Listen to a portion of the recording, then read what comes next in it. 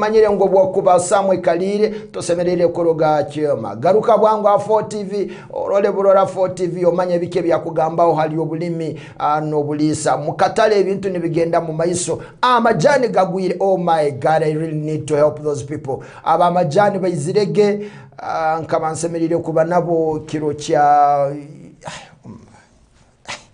kolenta mbere nsemerere kuba nabalimi ba amajani kile garukira 15 amajani omuntu amajani kabatandikire gatemo ku kinjojo nibenda kubyara mu bitoki. Those cash crops are sustainable. It's always the government. Those are government crops. Cash crops. You talk of coffee, tea, cotton, cocoa. Those are government. Nora cocoa now is already affected after Uganda being scrapped off from AGOA. They've been taking a lot, actually, $200 million, $174 million into USA from all products, including cocoa, coffee, and all those other crops. So when you see us losing a market, it's not a design. But anyway, let's introduce the topic. Of course,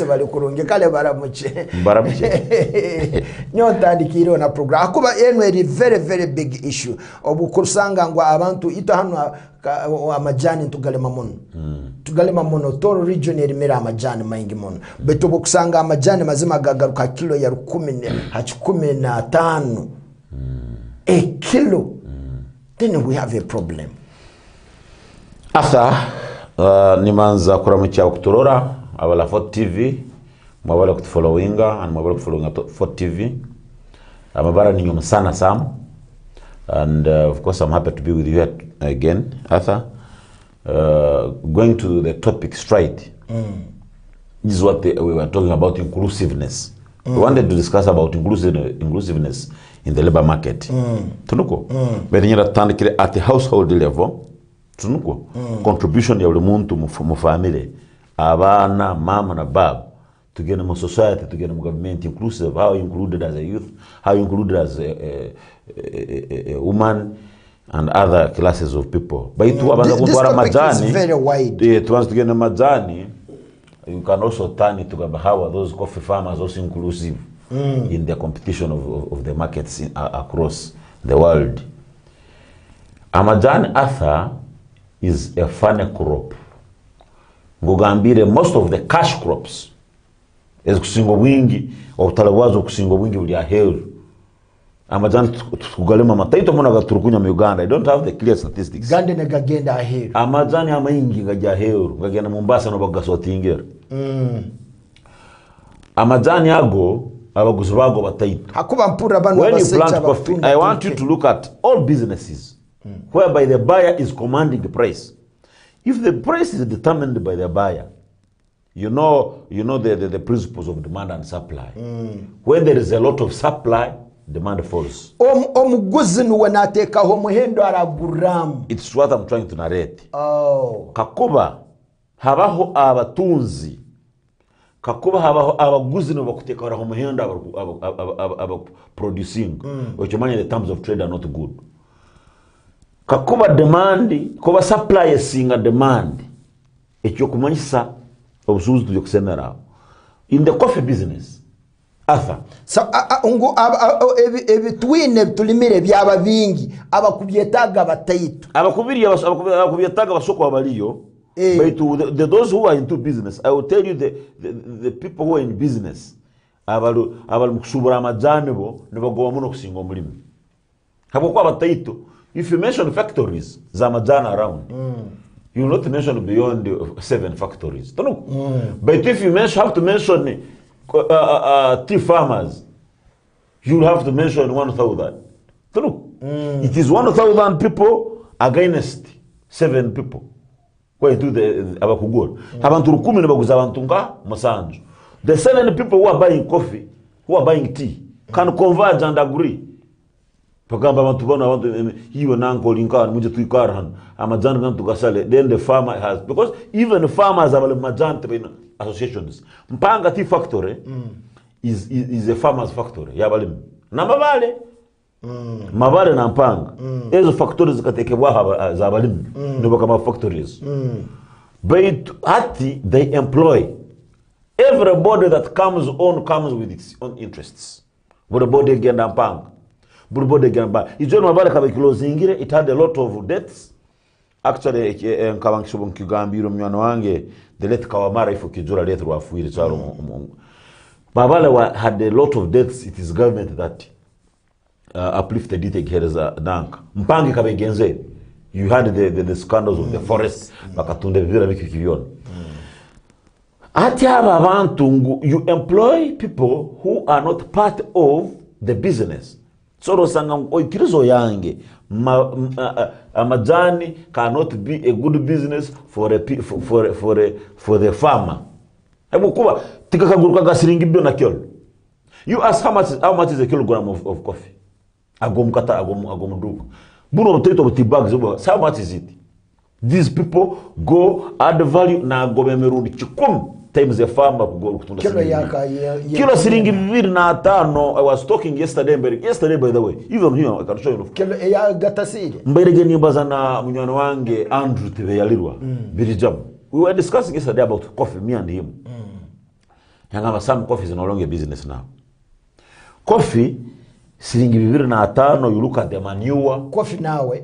Yes, no, I'm talking of tea. Tea is confusing and coffee. I'm meaning coffee. Tea or tea. Majani gala siringi kilo ya between siringi 25 hasinchukum. True. No rora manyo yokutekam kuombera kukora it's a dead business. Abanogi baraha cash crops kusingo winyi kugambire those are government crops. Ninyenda mumpuri. Ngwa crop that is being sold outside. Always the terms of trade is determining by government.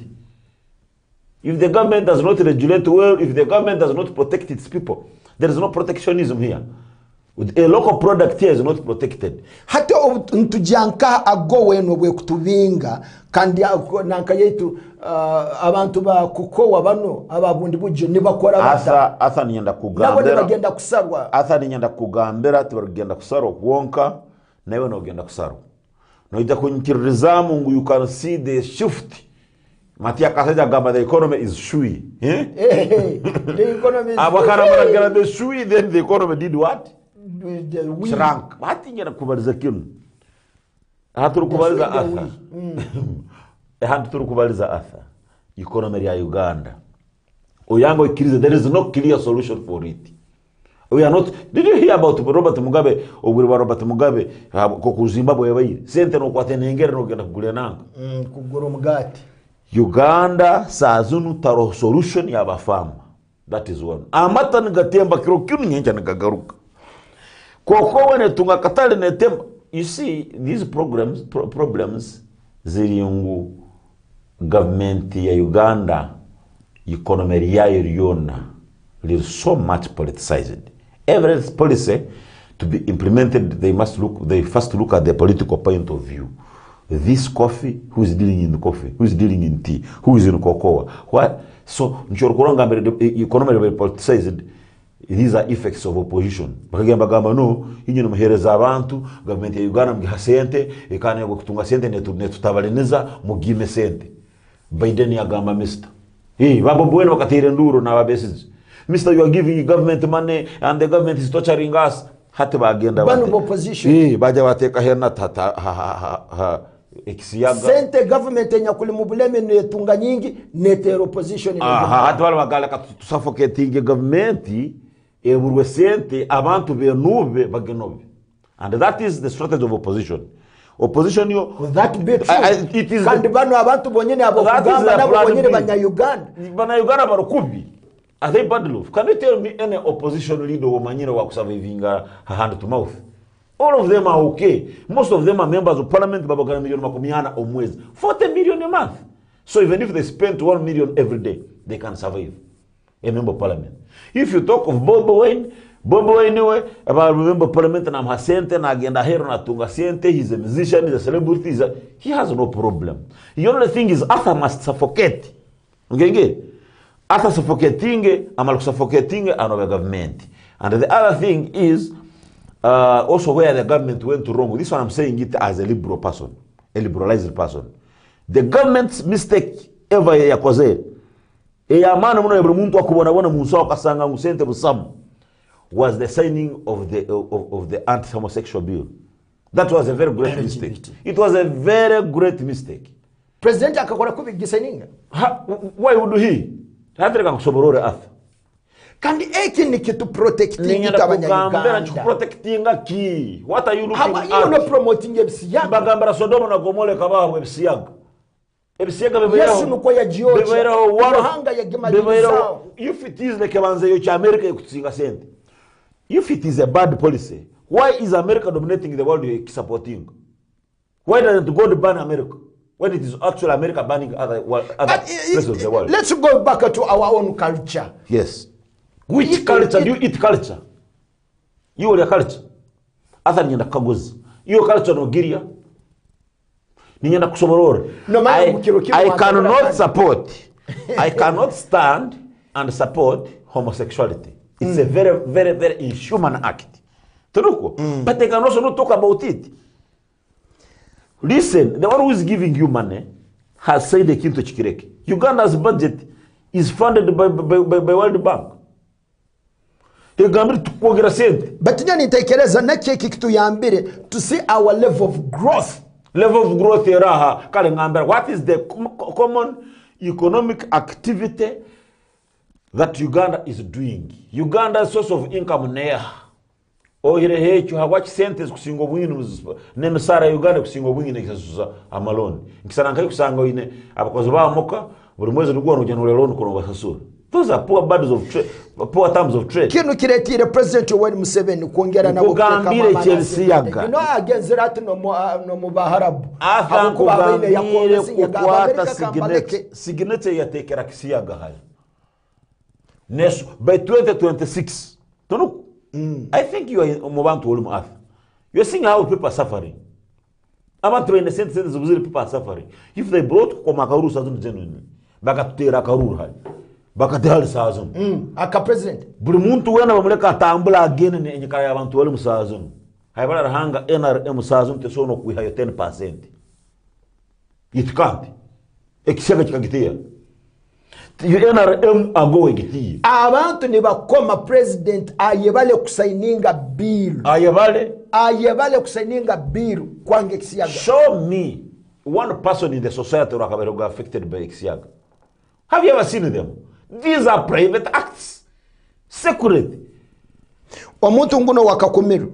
Sazino musaija. Headmaster teacher mulamba bali mukumusera kakumiru akingwira butu yo mwana we myaka small boy in the primary babaroleri bakamukwata guno gwa kabiri bakamukwata gwa kubanza hati gwa kabiri ne bagenda no Arthur, that has not been a vice the worst vice in the society. It has not been the worst act. Pope Francis no manya bingire leke ya Pope Francis ababingira batakusagika kisiya. Yes, mukelezi nkugambira batongera bagende bahumule aba father nkugambire Arthur asakire kisiya. Nkugambire Arthur, civilization and liberalization is not everyone. Wisdom Vatican na magezi wisdom tegalgabuliyo mugazaru to have obongo of King Solomon. President Museveni is one of the wisest people you know. Yes. President Museveni's interest is not about the economy. It's about sustainability of the power. He will sacrifice Arthur, Aralenzara, but he protects his power. Na amanya abantu bakusigo winyi mu Uganda beno bongo check. Tunakuja kuyategereza bibisiyaga musente kuresi roho manya huwa naja kumanya Museveni aselingire kisiyaga na baguru kwa batirenga or you see liberal people like Andrew Mwenda went and talked about it. Other people started demonizing Andrew Mwenda as he's a liberal person. I would not also agree if I was in parliament. Parliamentarians babazambara abantu mbendaki. You see abantu mbembera abantu bakusana. People abantu mbembera kusana. Bakagenda bayebembera this is like this. It's like having a brother who is well off. munyana mugezi wamo nakuherera n'abana school fees muka yawe naherera abana bawo school fees akuombekire enju nemisara yabakoza kwataramuka yawe kubaho ngo umuntu yakugamba mister muke yawe yenyine iki kintu utachikora yuti nyoni nchikora ngo mukazi wa mu urachikora iki kintu school fees ngikuongera wachikora school fees yagikuyimo abana barwa mu masomo batarika kuri sente hakuko chikozere mu kintu kyangu natungo bwongo ati bwokwekorezanga ati bwongo bravo very good I want you to give me obwongo bumu give me one strategy of nakambira president atsazino agenzera maharabu ya leta factories nagenda hano abaharabu nebeja gukora factories ukole imibazi ntujja ku bantu ekore imibazi ango majani manyabiki sazino ko gadibiri pijaga yamuge imibazi aspirin panado biki biona Arthur, we don't work in assumptions. Assumptions don't work. Kwashuminga and those political talks ezanyu manya alesere rinka where have they been kalata hanka. This is why I'm saying, Arthur, in this particular time buli muntu wena na kuerora olinka. I came with the topic of inclusiveness. It was a wide topic. Kwetegereza ngu iyo bworaboro omuntu olumwana womunako tunuko obworabo linsinganto obworabo n'orugamikyaro. How are you included on the market in mukatale ka Uganda kensi yo n'olumuwata ekyo okukora iwo olumuwata? How are you included? When he's talking about factories kuzereta, those factories would be here. What is he going to do? Do you think it is a one-year solution? Establishing a factory and stabilizing the economy? Do you know replacing AGOA market, $174 million? Yeah? Zablumwak. Factories are just fixing a wang. Do you think those factories are going to fix the money we've been getting from World Bank? It's going to fixing there and then. And do you know that it is a cheat in your lifetime career for about 10 years? The government doesn't have clear theories or policies to fix the economy. It is using the Nekwasaki. Guess what? You just after our era, all our contemporaries. People abantu bali myaka 5 makumyana asatu na abiri anasatu kukahabi abe myaka bagisiri no sanga kisanze chiona kibere mukina kwa kibere mstrong kisirweki kisura poor policies no manyo le mukugambera aba ayensinganta abanyakuri aheru uko kandi bagenda kugaruka hanse mbarora kimu batandikira umwana watandikire kulima umwana watandikire nsinganto kulinde nkokoze umwana weinente na mata nago ne bagenda ne bagasara mpora nyo kintu kugamba if you have to include yourself into the market, look at what you are going to produce. Local products are still okay. Akuchalima ebyokulya biro. Uganda's population is 46 million, 45 million. It has the 45 million has capacity to eat. The other countries in Juba, Southern Sudan, that's market. No other populations that is already. Now Kurwano Syria na Palestine, they will need food. Let's produce food here. We shall make money. But to echokugamba wakora, the government is providing a conducive environment for us to thrive. Kugamba to government take care of condition nungi hati to get thrivinga nyama zima gonyini tinkura policy. Actually, I was talking about the post-corona strategy. Ngukorone no ebaireo. Ntugenda kukora chikorona ngwe binte bitakwazura mu corona twabugara. Government didn't have any solution for that. It has the Ministry of Economic Planning, Yoraba David Bahatwal TV Babaza, and they are talking, but you see everything going into a very bad state every time and again. And as I want to tell you, you must worry. You must worry. Because right now, agriculture home. Let me show you agriculture. Let me show you agriculture itself. The government has been putting a lot of policies. I don't deny government employs the most highly educated people. Government gives jobs to people with more experience. When they enter the government, they lose their consciousness.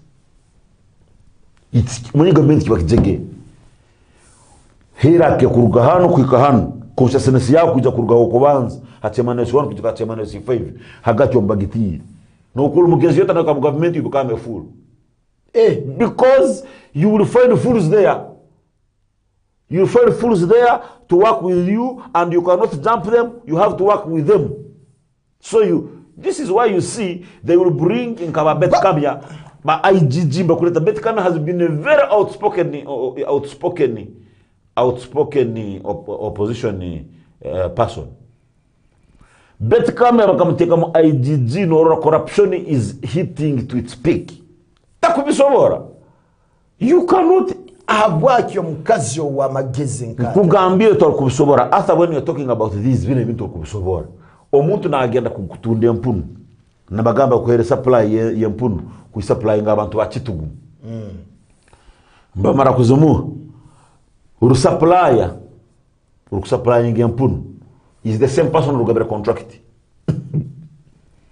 Wa government na gamba geto wale ngumu akozere kampuni ni nekoraki ne supplyinga and you see it abantu babirikiro you can see it but the Bet Kamya and all other anti-corruption agencies cannot see it. You ask yourself, why are all these people taking our fuel, taking our salaries? Because me as Sam, if you woke me up today, bakagaba mabate abantu bainga, if you woke me up today ukangamba show me any corruption tendency, I will show. What has failed everything is corruption, Arthur. Nkabaza with one person in government. Serious person in government. Namgamba, you go to court. You know mkoti kiwa mkora abantu really. Omuntu kuja kumuhereza bondi, the judge first hides na yesereka, manya unukilaka wanejana wana kugamba, agambe notale serekanu nagamba, you see such thing, ya gamba tinsora kugendai. When you're in the government, serve, have your money, go. No mnyegera nyenchakara, no kutia masasi nyenchakara lindi. Bakwa mkwata. Do you know forcing someone to lose a job in this government? He will kill you. So, Brumute taka kwetinira warukugenda yakasanga bjunzire na koturinga mkijundi. Tukaba tuli mu bigambe bya rugere mu rukorato rwa twikalire mu hano rule mu minister of local government. Na honorable Saba Mayor owa mu North Division honorable Mashuhuko. State Minister Victoria Businge Rusoke local government hakaba mwensonga nyingi baitu omusaija wa local government yon minister akagamba yagamba look arombere na president wenyine Museveni ebyenguza akozereki abitiriso Lele mulemu yiwa Asaba Mayor ole hanu no chamukira gendo ko rabata ebindi hata Asaba mbeni pora wando batera propaganda Asaba kaura kale kilo office eno system to jukora mwoni yosoba Asaba cannot work in this system. Oma abanyamakuru akajijwere tukaba tuli mu rukorato rwa data yagambira hona rabasa yagamba sasiro de exaru cyali yategamba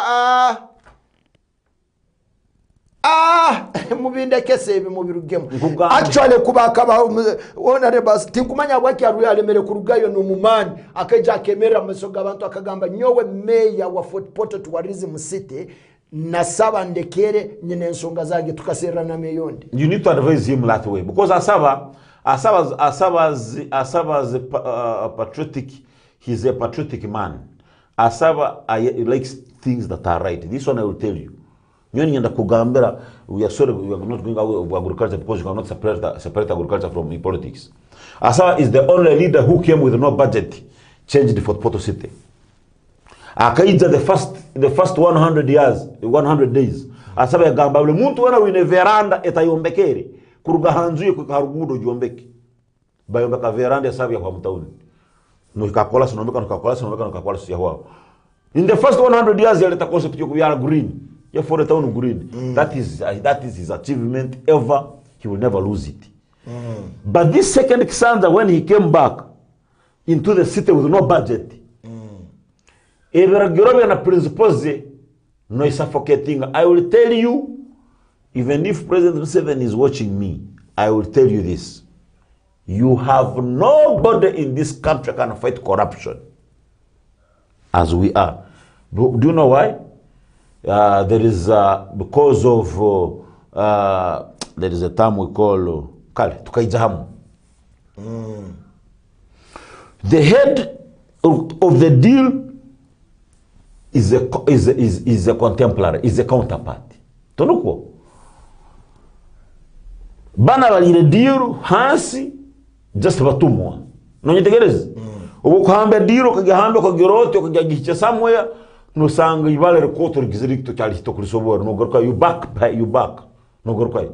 Nyonka kugambira rwengajo wa. The rwengajo Museveni talks about. If there was a competent government kugenda rwengajo aho no kwata abantu. They went and gave out cows to government. Abantu ba government. Entes abantu ba rwengajo they gave them to government people. Plus, why are you giving these 7 cows to these? Every person, right from the production officer, what district, right from everybody who was there, why were you complaining? Baba Habo Gente was doing. And they sold the cow.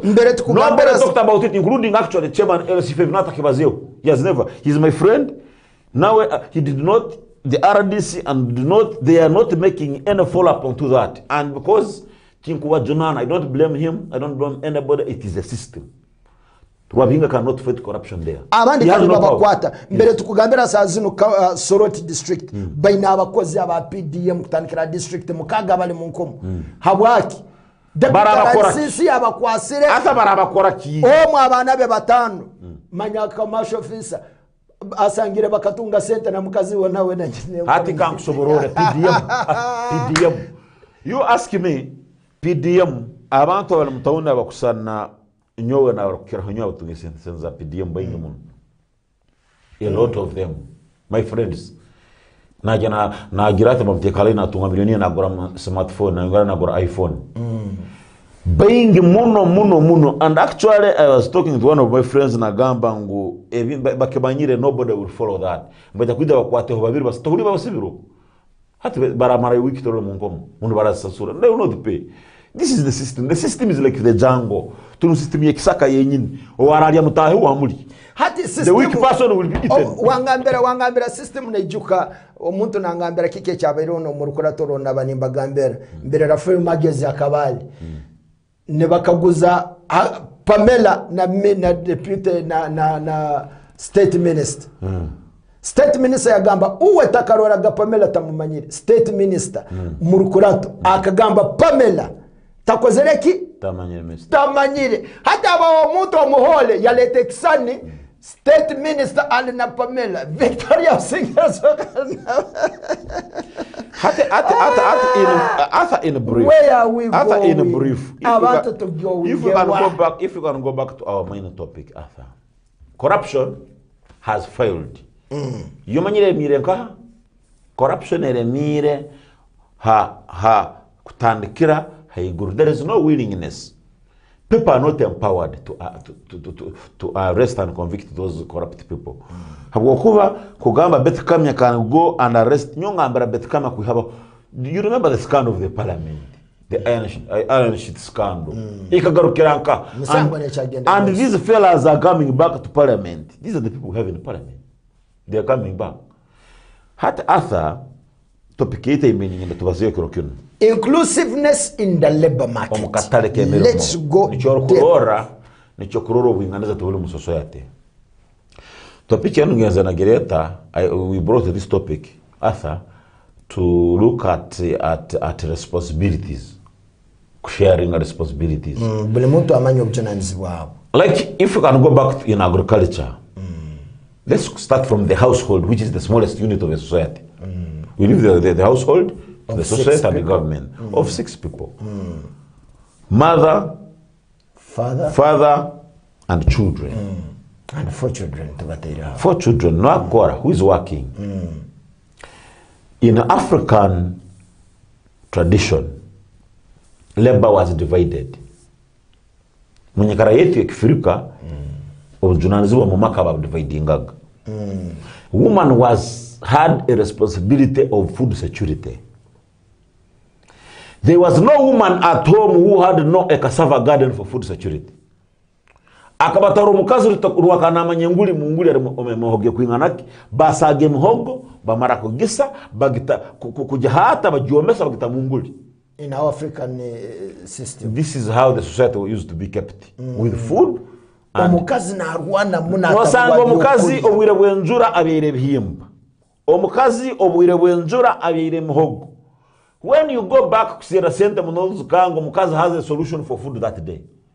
Achumbire muhogo nebihimba nensuki gabana na bikopo cy'amajana babyamire ogamba no buhunga bwekaraga mu kigego buro mu kigega no mukaro bagocyaga bagutekanka mu nsanga entere ya firete bagikora ki ni karaho umukaro no bali ambalia for some time, then you know gram relief no gamba kangene nkoleki kangene serese da school fees no zo kugura ya mataka no kherera abana. In the present situation, the woman role mukazi in the current situation, and you see in African tradition njokora hibo ebintu babikoragako betu role mukazi sazuno ituro awiro turo.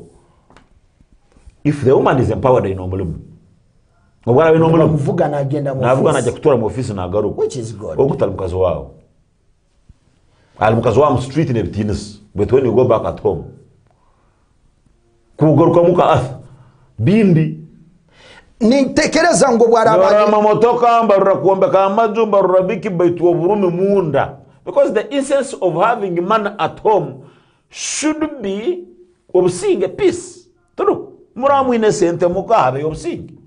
But when the woman is empowered, don't expect peace. No peace at home when the woman is empowered. Because the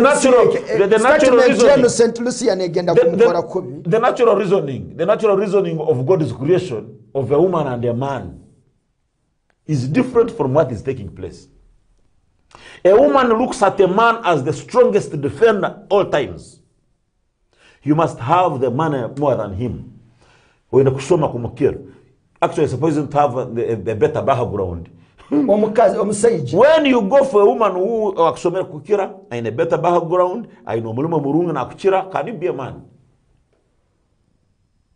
Better background, good job, omukazi na ikiriza more educated, and your man at wakuba in education wakubaki wakujiriza omukazi na ikiriza ngo musajja nuwe mutu omusajja ina kuikiriza are empowered more than a woman. Women atyo kumanyira kala kankabuzi okumanyira Arthur, why do you think even in the jungle mubisaka enemy yebembera?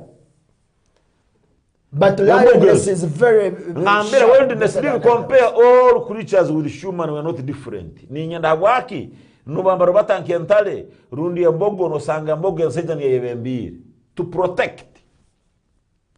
If okasi kwebembira you are weak man. So omusajja kakubaba omukazi nakira kusoma yakukira office nakasenge yakira background muko no muko wabo bundi bagaiga ne bakira abo wanyi ngoswire nguyomare someone oli mukunde meso mukazi wangi you cannot handle okay yakuleta oli mukubaza ako kaimukiro ati wao kaimukiro ako aka kaimukiro kaleke kara. If you want to go for a person who is that kaimukiro kuongo, it will be a short time thing. You see, a man must. Do you know why we were created to be hard? Omukufuero that does not cry. You must keep calm. The mouth of man must be big. When there is everything around a man must be strong. Omukufuero mwana, the woman will break down and cry. The man will go to see how we will solve the barrier. This is how God created it. When there is a problem, the woman should hide under the bed. That is the essence of creation. So if there is a problem, it is the woman who wakes up, you're sleeping, you're doomed. It's not a relationship. Nichorokurora, ebintu bigenze byatabaniza twakopinga ebintu byabajungu in a wrong environment. Nichoro kugamba no sanga maka atha omukazi omusajja na akora. And of course, women now agriculture they are looking at it as a by the way. When actually, Arthur, let me tell you what a woman serves when he's preparing food.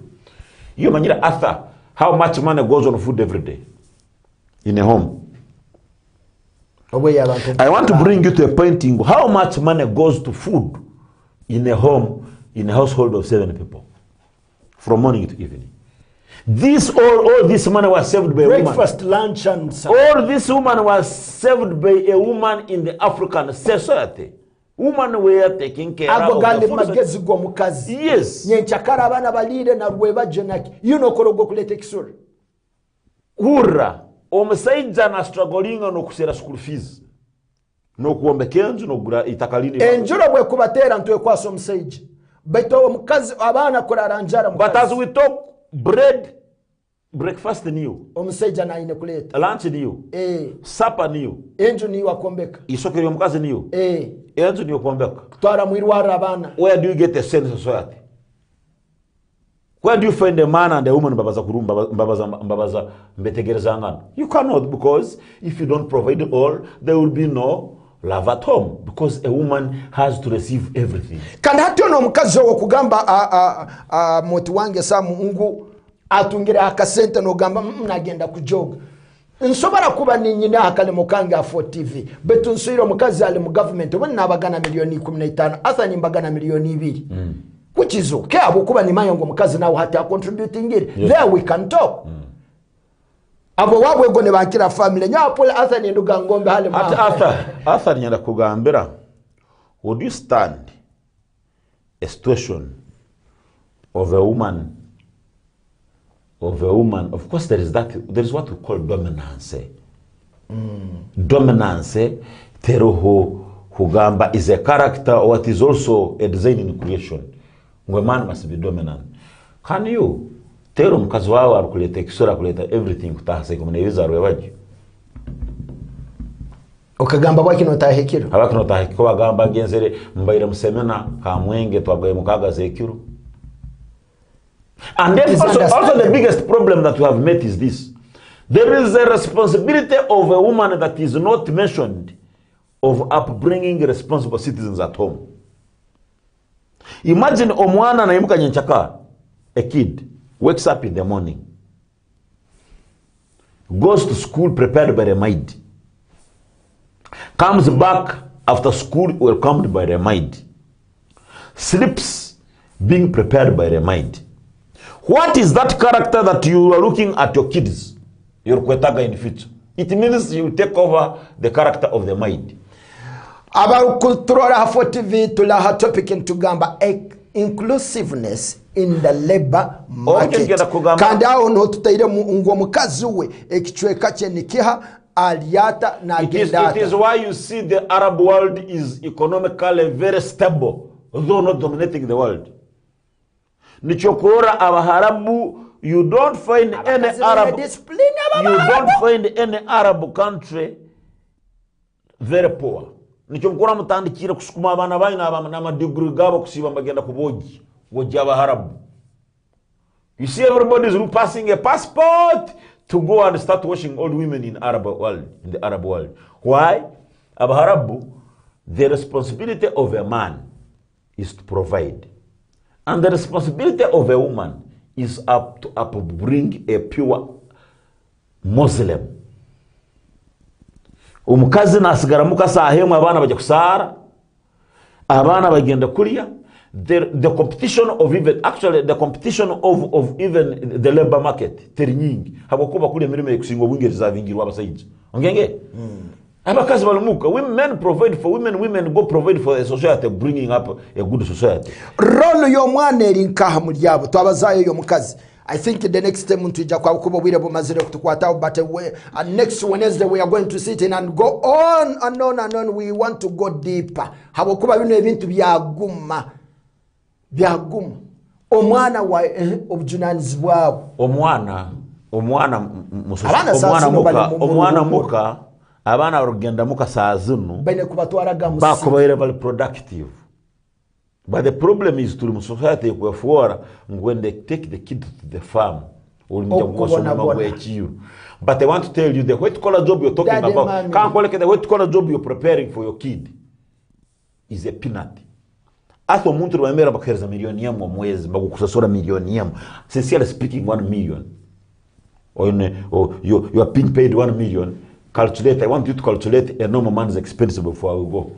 Asa transport yonka kutura mulimo gwa milioni yamu buli kilo siringi yanku 1000 tele mtwale 10 hivi umurimo gwa miliyoni musome mawe na kadiguri no sibo sebere tai.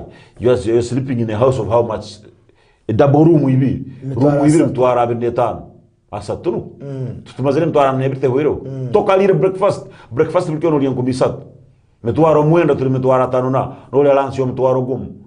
Tuli mtwara chienda. Sapa toka girire, abo muka toka barozere, girlfriend toka mgulira kabia. Toka saving club. You are already in your expenditure, you're already in 1.5, but you're earning 1 million. This is the society all parents are preparing. But if you prepare a society of a self-employment, of job creation, omwana nyenda kusoborora kubara omwana kwa creating, you just omwana say kumena ibiriza nyenchakara omwana aja isomoro cyamkaga na asoma. I have that problem. I think others should come back and look at and relate education, the education system and the labor market. I want us to discuss on that topic because people are abana babajwasha muno. There is a lot of school fees we are paying. There is no good job to be given. You pay from nursery, very good money, up to university. And when you finish university, the first degree majanga, go for postgraduate diploma. You finish that, you go on the master, you go for CPA, go for the bar. But how much are you giving that person? Ijeri kasango muzaire wa boda akikwasera agitere isomera ali mukukwatagana no musomesa omusomesa ahero mwana ho muwaka nagamba ngo muzaire agenda agimukoro musomesa na fiwana takachiko omusomesa agenda ko mwana mo sente zange kulesere zake o muwaka inyuma ingizire malira yo uhura coaching urutaro rwa uhura coaching yebage ko manya extra hours manya coaching bakoraga baba heza no some class zenyini. Me, I used to even hate those teachers sometimes. Niba tugamba kama na Saturday mujamusome kiro cha mkaga obu tumusimyaka 4-6 yom. Niba ta pressure kwa kasigiri yo kusoma. Niba kura omusomesa na class ku ikar halu mukubasoma notes za kubasomia cha mkaga cha katano. Is this the coaching you're telling us? Apole asarunguluire na makaraga mazire kutunda makaragi omwana ngubdadi. Akuru mamize. Na akuru menyikara ehindukire. Nongambire bintu bya 1+1. I'm not an educationist. I see my kids at home. What is that reason? Omwana naruga isomera njwahire munokwe. Asomera kuruga saa 2 paka saa 10. Abana ba mara kwikamuka mbana. Wapitu biro bimba mara kwikamuka kataito kati. Bakagira mu 1 hour break bagiha breakfast bakorate kusanga bayikara bitabu again. Who is Mirambo? Mirambo was a man. Who is Adolf Hitler? Adolf Hitler was a president for a French or German or whatever. You ask yourself, of course, mine are in P2, P3. I'm giving an example of other things. Hatuli kaguza, omwana somere kuruga saa 2 za nyenchakara paka saa 10 za we are producing bright people. Bright people. But you know musomesa wiki. Esa hikumu no somesa omwana. You know nasare myake satu. Inclusiveness in the labor market. Nasare myake satu primary myaka mnanka musanzu terikumi. Munyikiriza barungitizo barakwigara hano akasumi karuka mazire kunkwata okicho murundi ogundi mbere na msana Sam kandi tubere bamani muno program nuko igenzere eti leka tulinde program ende yakwija musibe kurungi.